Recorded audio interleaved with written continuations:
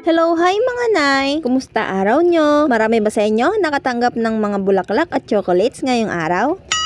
Ganun ba? Huwag kayong mag-alala, isa rin naman ako sa mga napasana uli. Sana all. Anyway, for this video, kung naalala nyo, may damage nga yung parcel na natanggap ko. At eto nga't dumating na uli yung parcel na nakuha niya mula dun sa na-refund niyang pera. Ay ko! Kaligo ko lang. Pa ako nagsusuklay. Dumating na uli yung parcel namin. Itingnan namin kung ito ay walang damage.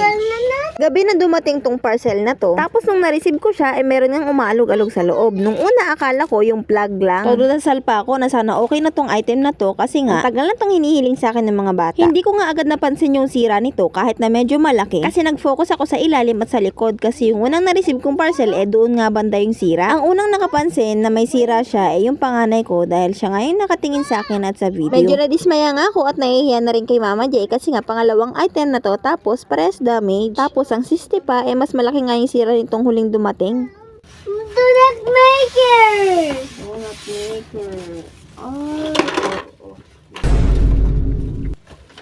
Ay! Sira! Sira! Alam mo kung saan? Ayun na! Mama! Ay, wag niyong alihin yung galawin. Bangkang! Wag niyo munang galawin. Bangkang! Huwag nga daw muna. Oo, sira din. Tingin? Oh? Grabe.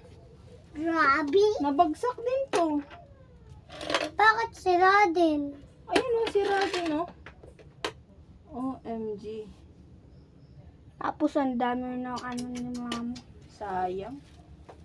Oh, sira din. Grabe talaga. Hindi yung ano niya, oh! Wait, be. Hindi Ito yung talaga ano malaki niya, yung oh! sira. Oh. Sa taas Sabi naman. ko na eh, kasi durog na naman eh. Nasa loob yung iba. Okay, wala na naman. Palpak na naman. Laki pa naman ang sira nito. Oh. Pwede yata Grabe. dito. Walang espada! Sabi ko na nga ba eh, kasi durog na naman eh. Durog na naman yung box niya eh. Oh. Tapos yan na naman, ganyan na naman siya oh. Ganyan na naman yung ano niya oh. Yung balot niya oh. Ang nipis. Yan lang siya. Ma! Oh, sayang na naman yung money.